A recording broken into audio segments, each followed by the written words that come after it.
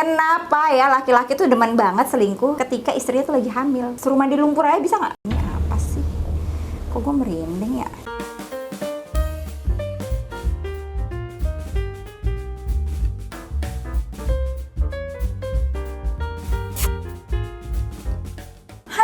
Welcome back to my channel. Asik. Hey, apa kabar semuanya? Balik lagi di channel Rachel Godard.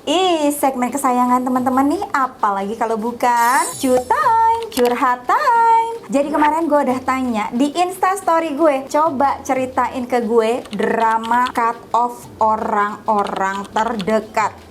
Gokil sini ceritanya, nggak cuman keluarga, ada juga mantan suami dan hantu. Pinisirin. Jempolnya mana? Jempolnya mana? Like dulu dong videonya, abis itu subscribe dan share ke seluruh sosial media yang kalian punya. And now let's move on to the video. Sebelum gue membacakan cerita teman-teman, gue mau bacain dulu pengertian dari cut off. Dilansir dari Cambridge Dictionary, cut off berarti the act of stopping the supply of something. Atau dengan kata lain, ialah sebuah tindakan untuk menghentikan sesuatu. Gue Mbak Rach nikah di umur 19 tahun. Mikir cinta pertama, seks pertama sama dia, ya harus nikah sama dia. Taunya zong. Mau cat rambut aja dibilang kayak pelacur, mau skincare dibilang centil, mau make up dibilang mau godain laki lain. Nih tipe-tipe cowok insecure kayak gini nih, nggak bisa ngeliat perempuan tuh bahagia sama dirinya sendiri, ngerawat dirinya sendiri. Capek banget hidup gue kayak punya dia. Awal tahun ini akhirnya gue jadi janda. WK, dah lah, cut off semua tentang dia. Jadi janda bahagia dong, congratulations. Aduh, inilah yang selalu gue pakemin. Kenapa jangan menikah terlalu muda? Karena kalau lagi masih muda tuh ya, lagi cinta-cintanya, masih bisa mikir kalau dia akan bisa berubah. Aduh, ini tuh tipe-tipe cowok red flag banget deh guys. Kalau masih pacaran udah ngelarang-larang, apalagi cat rambut doang dikatain pelacur, skincarean dikatain centil, makeupan dikatain mau ngegodain laki orang, udah tinggalin aja, jangan dinikahin. Karena kalau dinikahin dia nggak akan lebih baik, yang ada lebih parah. Oke, tipe-tipe cowok insecure ini nih enaknya ditinggalin aja udah, nggak usah dipacarin, nggak usah dikawinin. Oke, setuju ya teman-teman? Gue nggak tahu ya kenapa teman-teman cewek gue tuh kayak ngejauhin gue. Cuma karena gue lebih milih sering nongkrong sama teman-teman cowok gue yang gamers aja.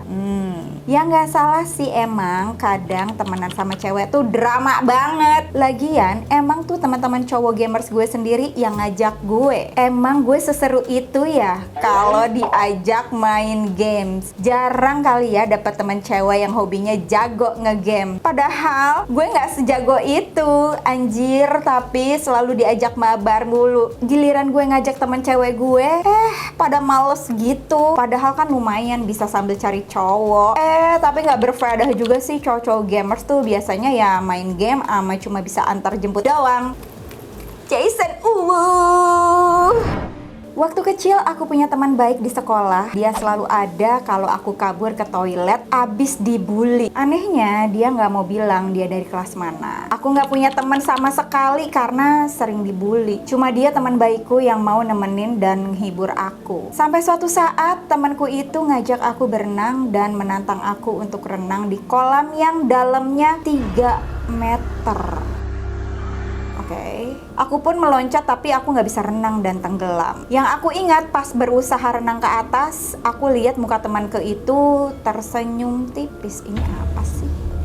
Kok gue merinding ya? Untungnya penjaga kolam segera menyelamatin aku. Setelah itu aku cerita tentang temanku dan kejadian itu ke ibu. Aku malah diajak ke ustadz dan diruqyah.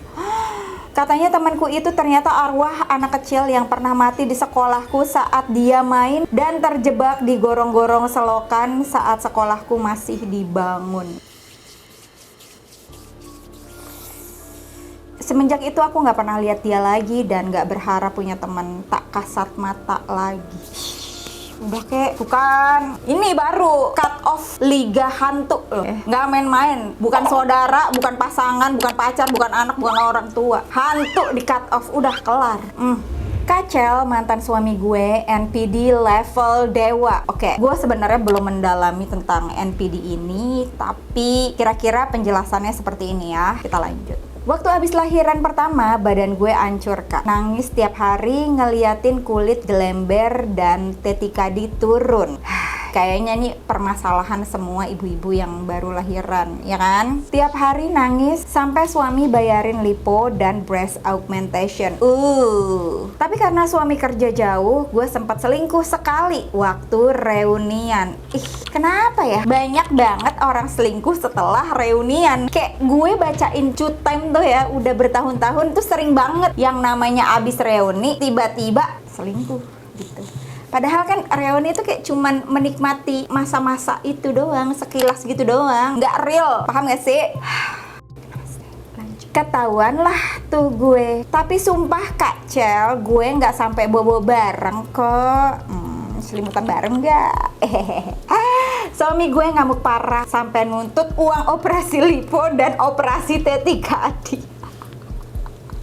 Maksud gue kayak, lo balikin aja implannya gitu ke dia. Apa gimana sih? Balikin kulit-kulit lo gitu, disuruh disambung lagi apa gimana sih? Tolong. Gue bingung sebenarnya nih, siapa yang NPD nih? Tolong. Beneran ditagih sama lawyernya anjir. Kalau enggak, gue akan kehilangan anak asuh. Dan bener kan di keputusan pengadilan, gue cuma dapat ketemu anak weekend doang, Kak. Setahu gue, kalau anak di bawah umur tuh seharusnya sama ibu. Tapi kalau ibunya yang salah, hak asuh anak memang bisa jatuh ke tangan bapak. Ya, correct me if I'm wrong. Coba anak-anak hukum bisa komen di bawah. Gila sih, dia sekarang nge-cut off hubungan sama gue. Jadi kalau mau ketemu anak gue, cuma bisa kontakan sama mbak di rumah. Stres banget Kacel. Stres sih pasti kalau nggak bisa ketemu anak setiap hari secara kita yang ngelahirin. Ya kan, gue paham banget nih. Terus hamil, kulit kendor, segala macam. Ya walau bagaimanapun, selingkuh juga salah sayang.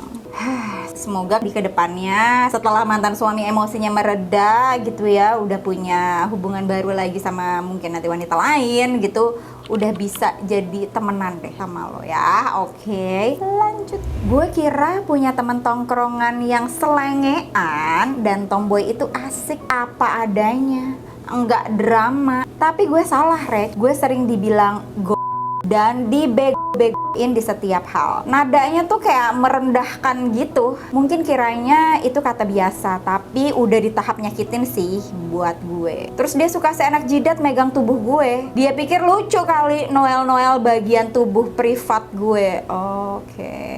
Even dia tahu gue lagi punya pacar, kadang dia nge-tease cowok gue seakan dia bisa mudah megang gue karena sesama cewek. Terus dengan entengnya dia sering main fisik, nyenggol, mukul, dikiranya tuh lucu dan so akrab. Nggak suka sama tipe orang yang kayak gini, kayak nggak punya manner say. Padahal sakit kapok gue punya teman selengean kayak dia. Ya ngapain temenan kayak begitu, nggak ada faedahnya, tidak membuat kualitas diri semakin positif gitu.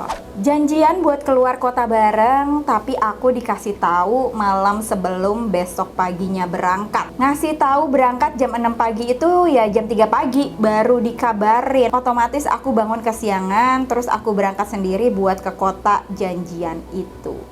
Pas udah nyampe sana mereka udah pindah tempat yang jaraknya tuh kurang lebih 3 jam. Pas aku telepon gak ada sama sekali yang angkat, terus aku langsung balik ke kota asal. Nah, maghrib mereka baru ngubungin buat tanya apa aku masih nunggu di kota janjian awal. Aduh, gak suka banget begini. Gini dah, kalau kita ya diajak mendadak misalkan buat besokannya atau buat 3 jam setelah ini ya, setelah ngabarin, udah mendingan ditolak aja. Apalagi mereka terkesan kayak udah merencanakan tapi lo tuh gak diajak. Gengsi dikit dong sayang. Gak bisa, kambing gue melahirkan, kucing gue sunatan, serah lo deh. Gak usah diterima ajakan yang mendadak. Ini penting banget. Dan kalau gak diajak, gak usah minta ikut. Oke? Paham? I literally just cut off my biological dad 2 weeks ago after tons of drama he brought to my family. Lu bayangin aja dari tahun 2004 waktu nyokap hamil anak ketiga, bokap udah ketahuan selingkuh sama temen kantornya.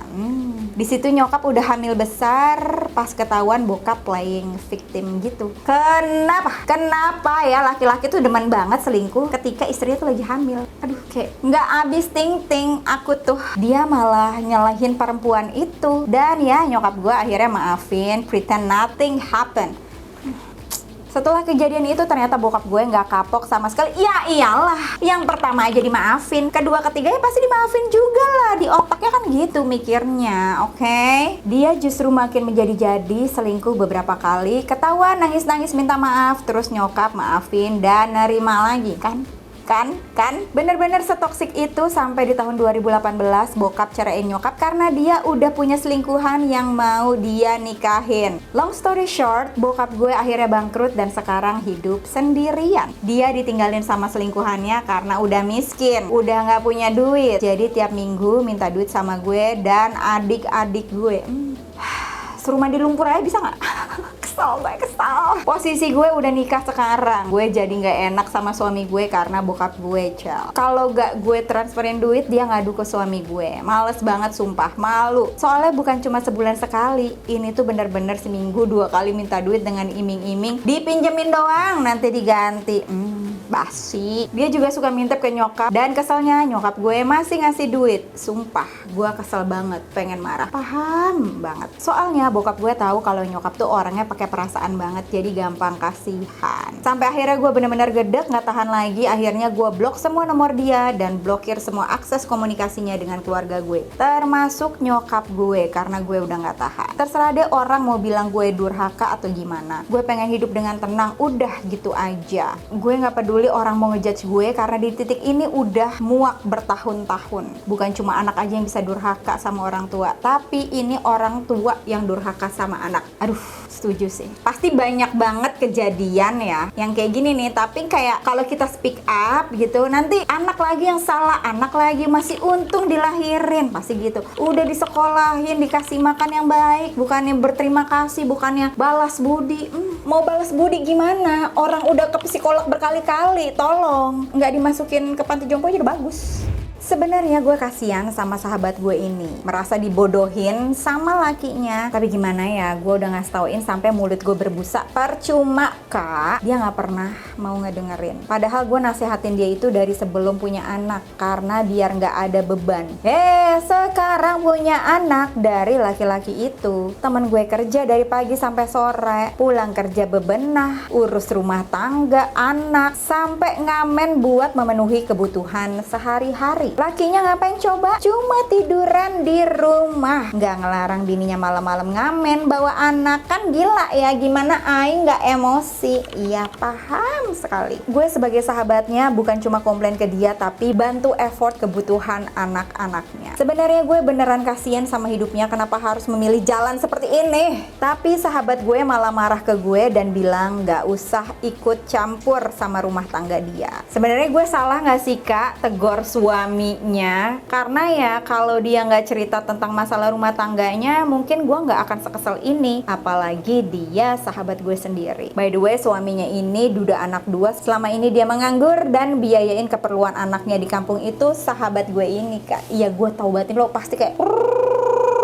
gemes banget sama sahabat lu nih. Kalau bisa lu jedotin kepalanya di tembok biar otaknya ada sedikit ya, cair sedikit tuh kayak pasti lu lakuin. Cumin kadang-kadang ya orang yang rasanya pengen kita bantu tuh tidak merasa ingin ditolong. Oke, ini kesalahan orang-orang yang ada di luar hubungan toksik, yang melihat hubungan toksik kita berpikir bahwa oh kita bisa membantu nih ya, membantu dia keluar dari masalahnya. Enggak, karena dia tidak mau ditolong jadi tidak usah dibantu kecuali dia minta bantuan lo. Oke, ya udah stay away from their problem, nanti lo malah dijadiin kayak kambing hitam. Ini juga hubungan toksik, ini tuh udah toksik banget dipikir ya, cowok kayak gitu tuh layak dipertahanin. Udah merem say demi keamanan batin ya. Namaste.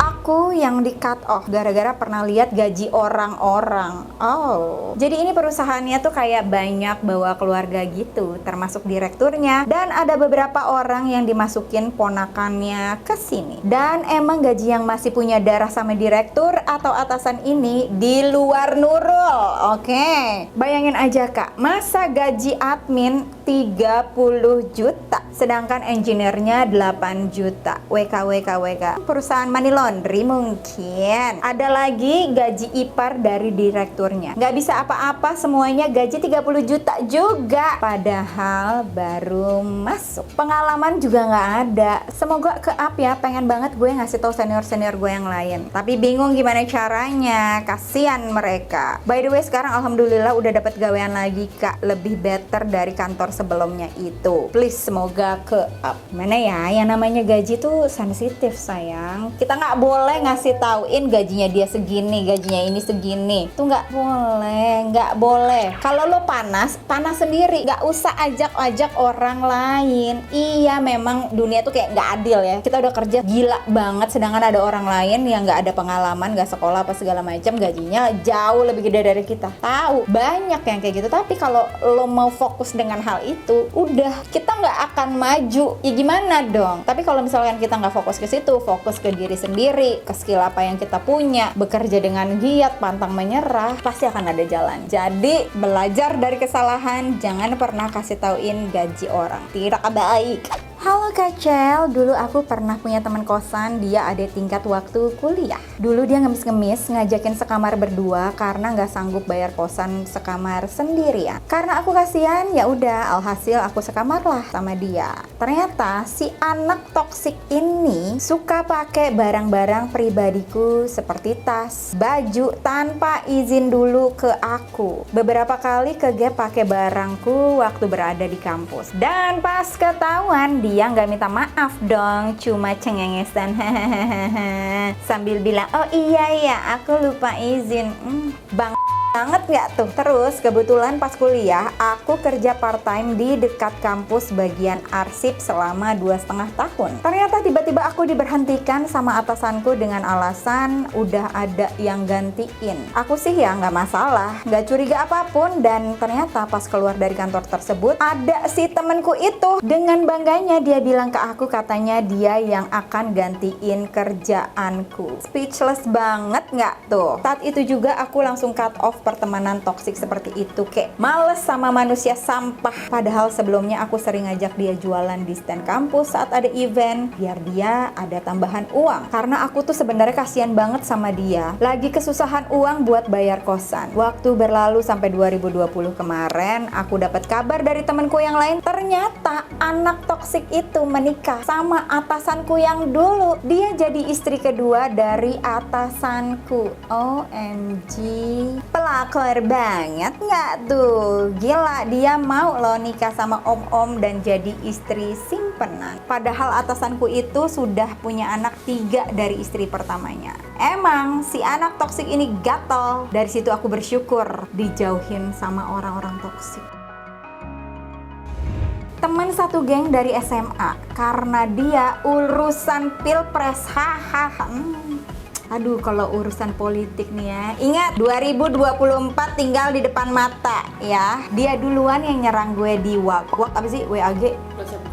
WhatsApp group. Di saat kesepakatan itu tuh nggak boleh bahas politik dan agama. Itu personal, setuju sih. Dia komen gak enak di Facebook gue, dimana seharusnya dia bisa lewat WhatsApp. Dia bahas lagi di WhatsApp group. Gue bener-bener cut sejak itu sampai sekarang dan anggap dia nggak pernah ada. Teman-teman, ini ya permasalahan pilpres udah setiap 5 tahun sekali nih. Nggak usah diladenin yang tidak satu pendapat sama teman-teman. Oke? Bijaklah di dalam media sosial, di WhatsApp grup, WhatsApp keluarga, WhatsApp temen SMA, SMP, kuliah, TK, SD. Nggak usah bahas politik. Oke? Bahas agama juga nggak usah. Oke? Demi kesejahteraan batin, mental, dan hidup. Ingat, politik, agama urusan masing-masing.